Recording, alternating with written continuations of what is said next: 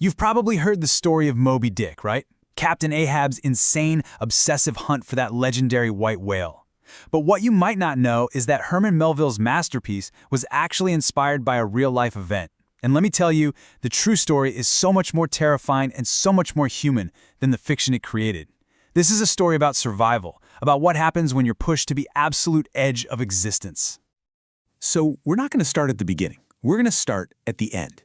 Picture this. It's February 1821.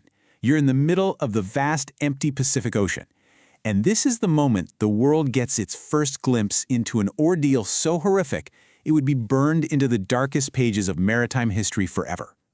So, try to put yourself on the deck of the whale ship Dauphin. You've been at sea for months, just another routine voyage. Then you spot something, a tiny boat just drifting, all alone out there. As you get closer, this awful smell hits you, and then you see it. It's a sight from a nightmare. This isn't just a shipwreck, it's a floating tomb. And the two men they find alive, they're barely human anymore. They're skeletons covered in sores, their eyes just wild with this kind of madness that only comes from total isolation and starvation. And they're clinging to the bones of their friends, not in grief, but with this desperate animal hunger. It's clear they aren't just survivors, they're ghosts. And you're left with this one chilling question. What in God's name happened out here? To get that answer, we have to rewind. We have to go all the way back before this ghastly little boat, before the starvation, to the beginning of a voyage that was supposed to make these men rich, not infamous. Yeah, this scene, this sea-going lair of bones, this was the final act of 90 brutal days adrift at sea. And it all started with a single, unbelievable event that sent one of Nantucket's proudest vessels, the Whaleship Essex, to the bottom of the ocean. Our story really begins in a place that, at the time, was the capital of a global empire. An empire built on oil. Not the black stuff from the ground, but the rendered fat of the largest animals on the planet. Okay, so picture this. Nantucket, 1819. It's this tiny little island off of Massachusetts, but it's one of the richest towns in America. Why? Because its entire world, its whole identity, is wrapped up in the dangerous, bloody, but incredibly profitable business of hunting whales. This was a tough, disciplined place that sent its men off to sea for years at a time, all to light the lamps of the world. But here's the thing that's so fascinating about Nantucket. A lot of these folks were Quakers, a religious faith that's all about pacifism and peace. Yet they were the kings of one of the most violent industries on Earth. Herman Melville absolutely nailed this contradiction. He called them Quakers with a vengeance, men who mixed this stoic self-control with a brutal, almost religious mission to hunt these creatures. And this was their ship, the Essex. Now, she wasn't fancy. In fact, she was old and pretty small for a whaler at just 87 feet long, but she had a reputation. She was a lucky ship, always coming back to port full of valuable oil. And for her captain, George Pollard Jr., this was a huge deal. It was his very first command. He, his first mate Owen Chase, and a crew of 20 were heading out for what they figured would be a 2 or 3 year trip. And for the youngest guy on the crew, 14-year-old cabin boy Thomas Nickerson, this was everything. He said stepping on that ship was the most pleasing moment of my life. That quote, it just captures the pure excitement and optimism of this crew, you know? They were dreaming of adventure, of making their fortunes. And that hope is exactly what makes what happened next so incredibly tragic. So after more than a year at sea, they found themselves deep in a remote part of the South Pacific, literally thousands of miles from anywhere. And their famous luck was about to run out in the most spectacular and terrifying way you can possibly imagine. 85 feet. Let that sink in for a second. The Essex itself was only 87 feet long. What they were looking at was a sperm whale that was almost the same size as their ship. A monster, an ancient bull whale way bigger than anything they'd ever seen. But it wasn't just its size that was so scary. It was its intelligence, its focus. It felt personal. It felt like vengeance. This whale didn't just accidentally bump into them. It charged them. The first mate, Owen Chase, he was on deck and he saw the whole thing. He said the creature turned right at the Essex and rammed it with this incredible, calculated power. The whole ship shuddered from the impact, sending men flying. For a second, nobody could believe it. Sure, whales would fight back, they'd smash the little whaleboats you hunt them in, but to attack the main ship, the mothership, that was unheard of. It just didn't happen.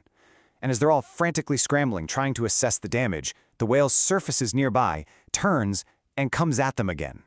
That second hit, that was the killer. It completely shattered the bow. The sea just poured in.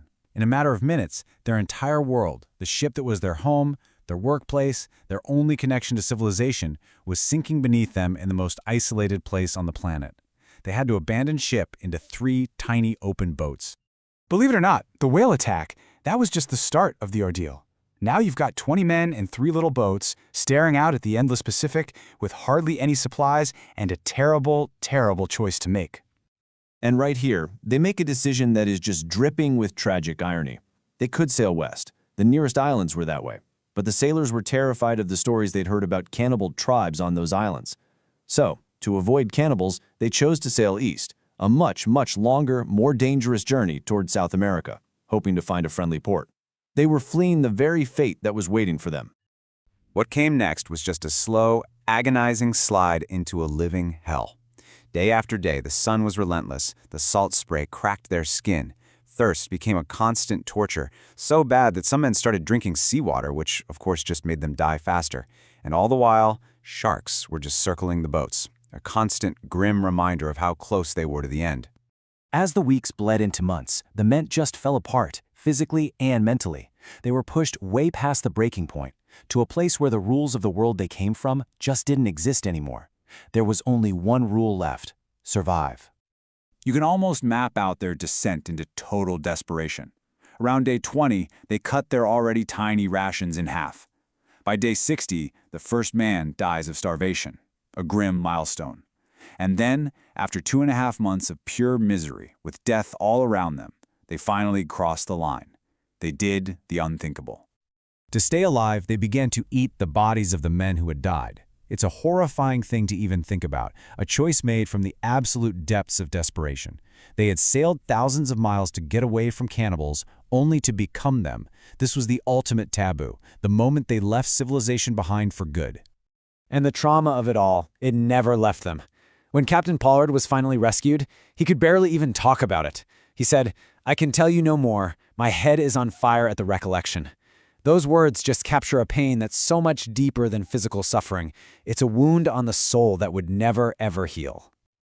The rescue of those few men wasn't the end of the story, not by a long shot.